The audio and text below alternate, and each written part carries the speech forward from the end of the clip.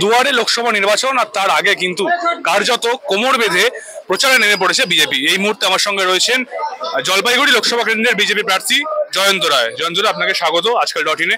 প্রথম যে প্রশ্নটা, কেমন সাড়া পাচ্ছেন প্রচারে?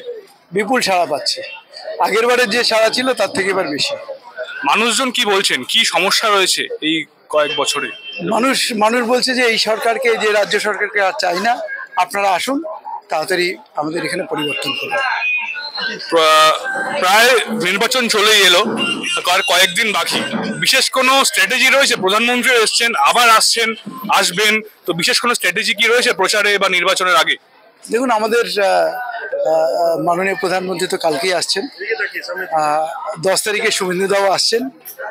এরকম কিছু লিডার, আরও কয়েকজন লিডার হয়তো আসতে পারেন, কিন্তু আমরা মূলত এই দুইজনকেই ফোকাস করেছি আপাতত। লিডার যদি বলেন বাইরের থেকে যারা আসবেন, আর তাছাড়া বাইরের এবং রাজ্যের, তাছাড়া আমাদের সবসময় যেগুলো কর্মসূচি চলতে থাকে নর্মালি, পথসভা হোক, প্রচার হোক, অন্যান্যভাবে সেটা চলছে। আপনার যিনি প্রতিপক্ষ বা বিরোধী দল, রাজ্যের শাসক দল বর্তমানে, তারা কিন্তু বলছেন যে গত 5 বছরের সমস্ত উন্নয়ন কিন্তু তারা করেছেন, বিজেপি শুধুমাত্র ভোটের সময় আসে, ভাষণ দেয়। মেডিকেল কলেজের অ্যাপ্রুভাল তারা দেন, তারাও ডিপ করছেন, দাবি করছেন যে তারাই করেছেন। হ্যাঁ, 320 কোটি টাকার মধ্যে 195 কোটি টাকা হচ্ছে সেন্ট্রালের। তাহলে বুঝতে পারছে শেয়ারটা দেখে। এখানে সার্কিট বেঞ্চের, জলপাইগুড়িতে সার্কিট বেঞ্চের কাজটা কেন এতদিন ধরে ডিলে করা হলো? আচ্ছা, তারপরে আমার এখানে যে আমরা এনজেপি ওয়ার্ল্ড ক্লাস স্টেশন, ওরা করছে নাকি 335 কোটি টাকার কাজ? এখানে বন্দে ভারত, তিনটে বন্দে ভারত হলো, এটা সেন্ট্রাল রাজ্য করছে কি? শুধু এগুলোর থেকেই বোঝা যায় যে কে করছে। পাশে ফ্লাইওভার একটা হচ্ছে, সেখানে বরঞ্চ কাজ করতে সেখানে বাধা দিচ্ছিল। আমার পাশে শিখা দিয়ে আছেন বিধায়িকা, সম্মানীয় বিধায়িকা, তিনি আন্দোলন না করলে তো যেটা অ্যাপ্রুভাল, যে জমির যেটা অ্যাপ্রুভাল পাওয়ার পর সেখানে টাকা স্যাংশন করে দিয়েছে সেন্ট্রাল গভর্নমেন্ট, রেলওয়ে বোর্ড, তারপরেও তারা কাজ করছিল না বা করতে দিচ্ছিল না। নেহাত এই দিদির নেতৃত্বে এখানে আন্দোলন সংগঠিত হয়েছিল এবং আমরা সবাই মিলে ঝাঁপিয়ে পড়েছিলাম। তার জন্য ওরা বাধ্য হলো সেই অ্যাপ্রুভাল দিতে, এখন এই কাজটা হবে।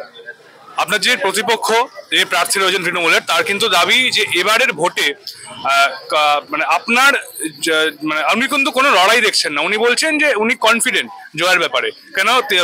মানুষজন কিন্তু তৃণমূলের উন্নয়ন দেখেছে। তৃণমূলের উন্নয়ন দেখলে পাশে যান, কিছু দূর গিয়ে যান, সেখানে জল নেই, সাপ্লাই নেই। তার কিছু দূর আগে যান, সেখানে গিয়ে দেখবেন যে গলিগুলো এমন এবড়ো খেবড়ো হয়ে আছে, মানুষ এখানে চলা খুব।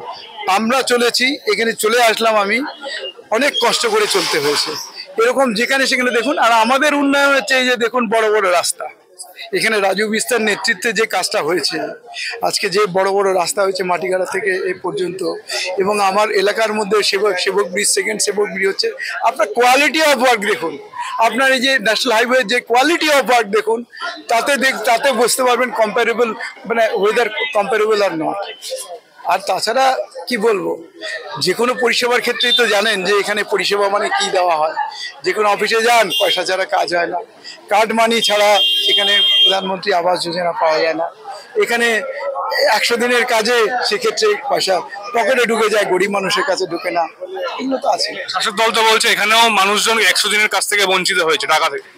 100 দিনের কাজের টাকা ডাকাতি করলো কারা? ডাকাতি করলো, পকেটে ঢুকালো কারা? এই যে দেখুন, 45,000 কোটি টাকা প্রধানমন্ত্রী আবাস যোজনার এসছে।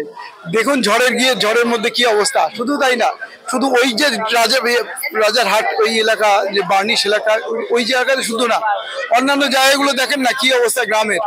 কাঁচা বাড়ি ছাড়া পাকা বাড়ি নেই। সুতরাং প্রধানমন্ত্রী টাকাগুলো দিচ্ছেন, কিন্তু এরা খরচ করছেন না বা নিজেদের পকেটে ঢুকাচ্ছেন। আপনার ক্ষেত্রে বিষয়টা কি দাঁড়াচ্ছে? আপনি কি আশাবাদী নাকি কনফিডেন্ট জয়ের বিষয়ে? জয়ের বিষয়ে ভাবছি না, ভাবছি মার্জিনটা কতটা হবে। মার্জিন কত হবে? 2 লাখের উপরে থাকবে আমাদের। অর্থাৎ জয়ের বিষয়ে ভাবছি না, মার্জিন কত হবে, এতটাই কিন্তু কনফিডেন্ট জলপাইগুড়ি কেন্দ্রের বিজেপি প্রার্থী। ক্যামেরায় সৌভিক দাসের সঙ্গে কৌশিক রায়, আজকাল.ইন।